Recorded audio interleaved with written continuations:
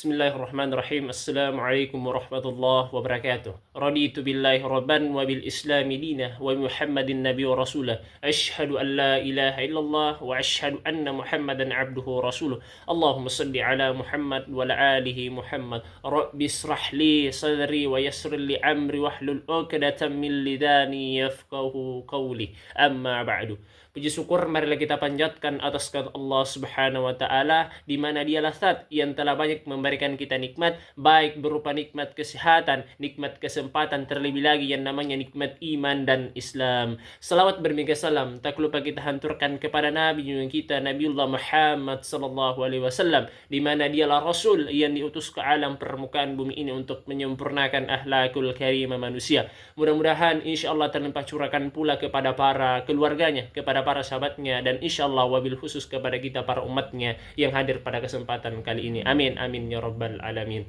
Baik, pada kesempatan kali ini saya akan kembali untuk mempresentasikan sedikit materi terkait dengan mata kuliah AIK 6 yang insyaallah akan saya ulas kembali pada kesempatan kali ini. Oleh karena itu mohon disimak dengan baik materi tersebut sehingga ini kemudian dapat kebermanfaatan yang dapat dipetik daripada apa yang saya sampaikan pada kesempatan kali ini. Adapun video ini ditujukan untuk memenuhi salah satu tugas dari AIK 6 yang berupa final test dari dosen pengampu Bapak Arman Maulana SPD MPD yang menjadi dosen pengampu dari mata kuliah AIK 6. Baik, sebelum lebih lanjut lagi terkait dengan materi yang saya akan bahas pada kesempatan kali ini, perkenankan saya untuk memperkenalkan nama saya terlebih dahulu. Perkenalkan, nama saya Usman Nur dengan nomor induk mahasiswa 2021310021 dari ruangan INA 21A yang akan mempresentasikan terkait dengan materi dari mata kuliah AIK 6. Baik, sebelum melangkah lebih jauh lagi, maka pada saat ini saya kemudian akan menyampaikan apa sih yang melatar belakangi saya untuk kemudian membahas materi-materi tersebut.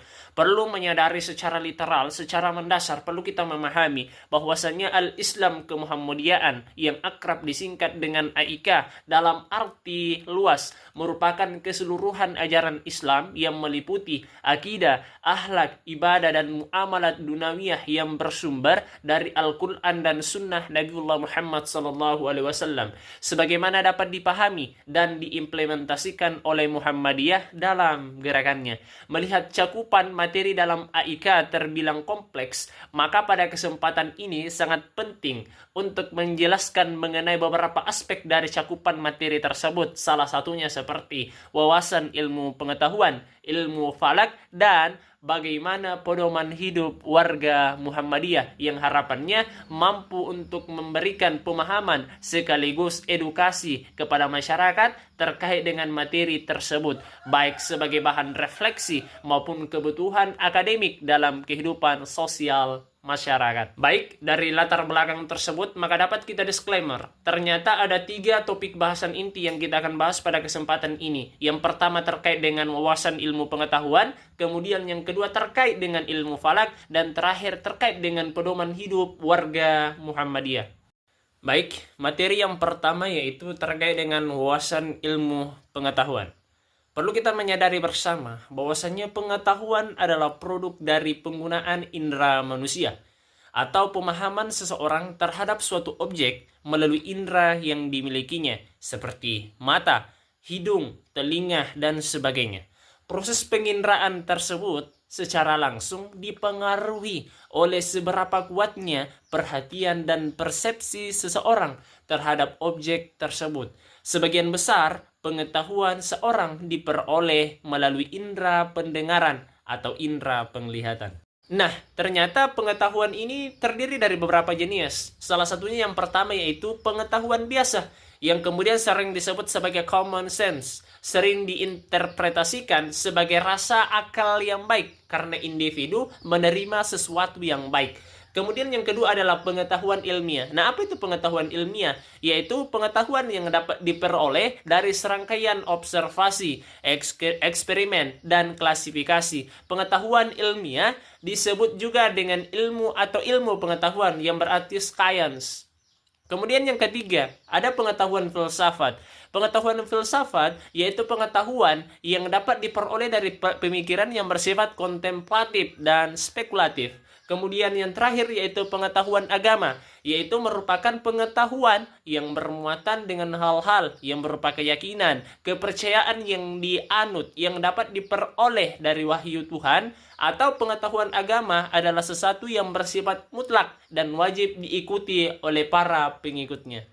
Selanjutnya, insya Allah, melalui ilmu pengetahuan berdasarkan perspektif iman dan ilmu adalah jaminan Allah untuk meraih kesuksesan.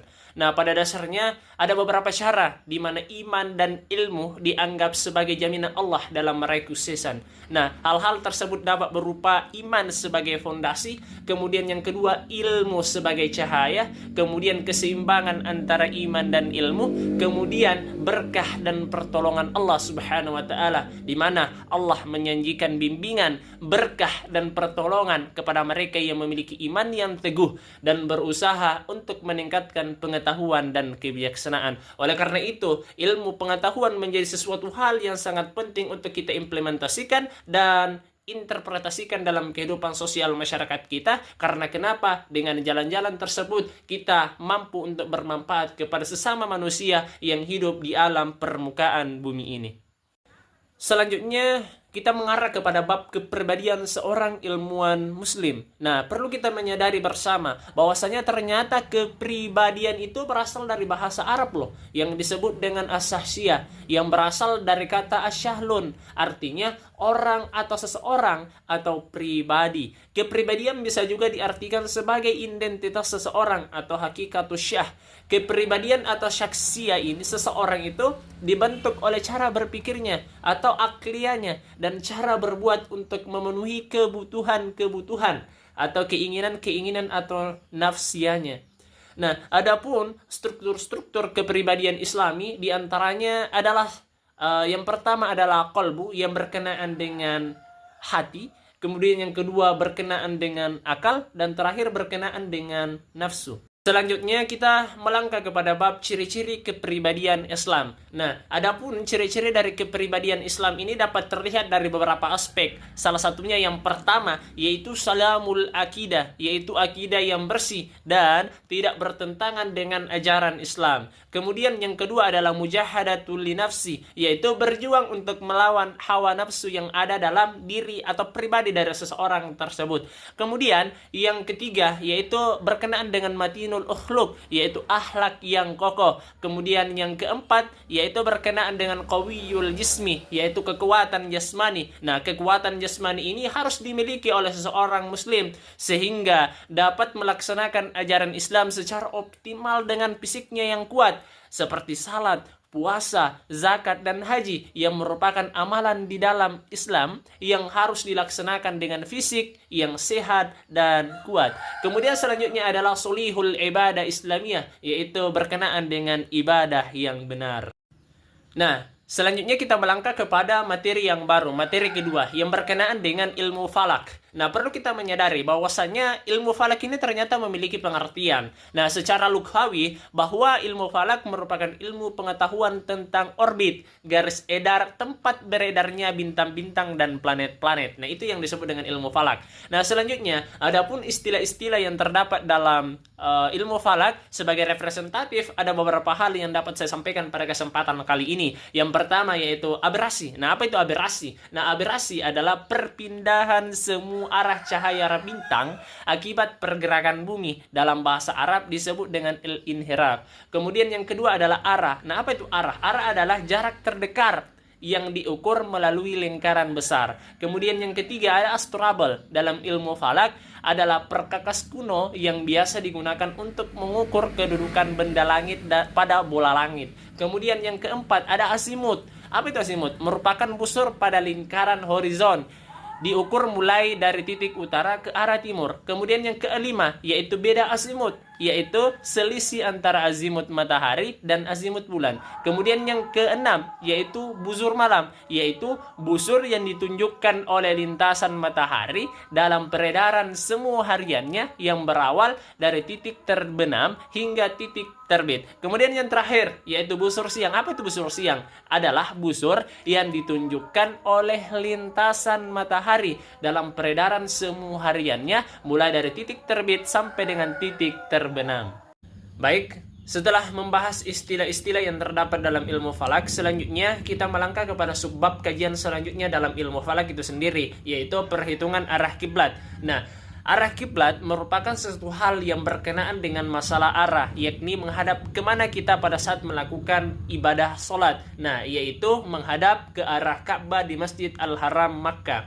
Arah Ka'bah dapat ditentukan dari setiap tempat di permukaan bumi dengan melakukan perhitungan dan pengukuran. Perhitungan arah kiblat pada dasarnya untuk mengetahui letak Ka'bah dilihat dari suatu tempat di permukaan bumi, sehingga semua gerakan orang yang sedang melaksanakan salat, baik ketika berdiri, ruku maupun sujud, selalu berimpit dengan arah Ka'bah. Selanjutnya kita mengarah kepada perhitungan waktu salat. Nah, perlu kita menyadari secara mendasar dulu bahwasanya salat itu merupakan salah satu praktik ibadah yang terdiri dari beberapa perkataan dan perbuatan tertentu yang dimulai dengan takbiratul ihram dan diakhiri dengan salam. Dalam hadis, Rasulullah SAW menjelaskan bahwa salat itu wajib dilaksanakan sebanyak 5 kali dalam sehari semalam dengan batas-batas waktu tertentu, yaitu waktu zuhur apabila tergelincir sampai bayang-bayang seseorang sama dengan tingginya, yaitu selama belum datang waktu asar. Waktu ashar selama matahari belum menguning. Waktu maghrib selama mega merah belum hilang. Waktu isya sampai tengah malam. Waktu subuh mulai terbit fajar selama matahari belum terbit. Hadis riwayat Muslim dari Abdullah bin Amr. Selanjutnya kita membahas tentang perhitungan awal bulan Qamariyah. Nah, pada dasarnya kata qamar berasal dari bahasa Arab yang artinya bulan. Kata qamar bila diartikan dengan umur hari dalam satu bulan disebut dengan bulan Qamariyah. Ahli falak dalam penetapan awal bulan Qamariyah menggunakan dua metode pada dasarnya. Yang pertama yaitu menggunakan metode ru'yatul hilal, yaitu melihat hilal secara langsung dengan mata. Kemudian yang kedua, metode yang dapat digunakan yaitu dengan menggunakan metode hisab, yaitu menghitung posisi dari ketinggian hilal saat matahari terbenam setelah terjadi ijtima'. Baik, yang selanjutnya kita melangkah kepada materi yang ketiga, yakni berkenaan dengan pedoman hidup warga Muhammadiyah. Nah, pedoman hidup Islami warga Muhammadiyah merupakan pedoman atau acuan bagi perilaku atau tindakan warga Muhammadiyah dalam kehidupan sehari-hari berdasarkan nilai-nilai dan norma-norma Islam. Adapun penjelasan pedoman hidup Islami warga Muhammadiyah dalam aspek individu, keluarga, sosial, bisnis, dan ekonomi dapat dijelaskan pada segmen kali ini. Nah, yang pertama dalam kehidupan individu atau pribadi. Nah, dalam akidah, setiap warga Muhammadiyah harus memiliki prinsip hidup dan kesadaran iman berupa tauhid kepada Allah Subhanahu wa taala. Kemudian dalam akhlak, setiap warga Muhammadiyah melaksanakan ibadah dengan sebaik-baiknya, yakni ikhlas dan sesuai dengan tuntunan Rasulullah sallallahu alaihi wasallam, sehingga menjadi iman yang kokoh dalam diri. Kemudian yang ketiga, dalam ibadah, setiap warga Muhammadiyah melakukan ibadah baik ataupun wajib maupun sunnah dengan sebaik-baiknya sesuai dengan tuntunan Rasulullah sallallahu alaihi wasallam, serta menghiasi diri dengan iman yang kokoh, ilmu yang luas, dan amal yang saleh yang tulus sehingga tercermin dalam kepribadian dan tingkah laku yang terpuji. Kemudian dalam muamalah duniawiyah, yaitu setiap warga Muhammadiyah harus mempunyai etos kerja Islam seperti kerja keras, disiplin, tidak menyia-nyiakan waktu, berusaha secara maksimal dan optimal untuk mencapai suatu tujuan.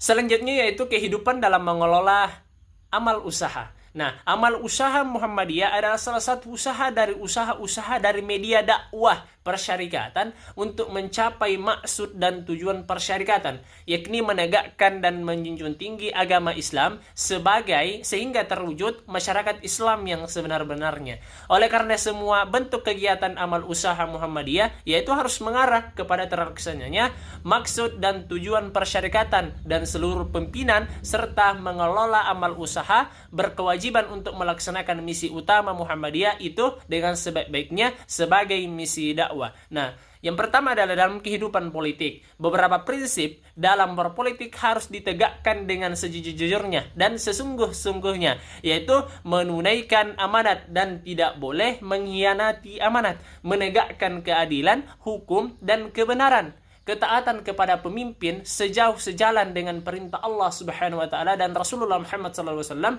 dan mengemban risalah Islam, menunaikan amar ma'ruf nahi mungkar, dan mengajak orang untuk beriman kepada Allah Subhanahu wa taala, dan berpedoman kepada Al-Quran dan Sunnah, mementingkan kesatuan dan persaudaraan umat manusia, menghormati kebebasan orang lain, menjauhi fitnah dan kerusakan, kemudian menghormati hak hidup orang lain, dan masih banyak hal-hal yang harus kita perhatikan dalam kehidupan politik Muhammadiyah itu sendiri. Nah, selanjutnya itu berkenaan dengan kehidupan ilmu pengetahuan. Nah, yang pertama yaitu setiap warga Muhammadiyah dengan ilmu pengetahuan yang dimiliki mempunyai kewajiban untuk mengajarkan kepada masyarakat, memberikan peringatan, memanfaatkan untuk kemaslahatan, dan mencerahkan kehidupan sebagai wujud ibadah, jihad, dan dakwah. Kemudian yang kedua yaitu kehidupan dalam menjalani profesi. Yang pertama yaitu setiap anggota Muhammadiyah dalam memilih dan menjalankan profesinya di bidang masing-masing hendaknya menjunjung tinggi nilai-nilai kehalalan atau halalan dan kebaikan atau thayyibah, amanah, kemanfaatan, dan kemaslahatan yang membawa pada keselamatan hidup dunia dan akhirat. Kemudian dalam kehidupan dan lingkungan hidup, setidaknya melakukan tindakan-tindakan amar ma'ruf nahi mungkar dalam menghadapi kesaliman, keserakahan, dan rekayasa, serta kebijakan-kebijakan yang memengaruhi dan menyebabkan kerusakan lingkungan dan tereksploitasinya sumber-sumber daya alam yang menimbulkan kehancuran, kerusakan, dan ketidakadilan dalam kehidupan.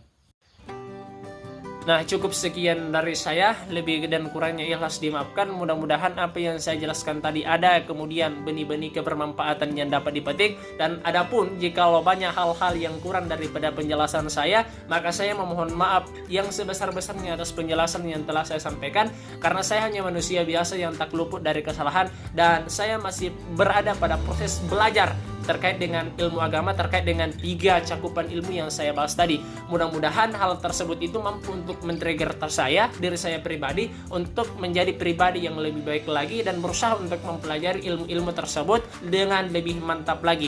Dan pada akhirnya saya mengucapkan banyak terima kasih dan nasrun minallah wa fathun qarib wa basyiril mu'minin. Assalamualaikum warahmatullahi wabarakatuh.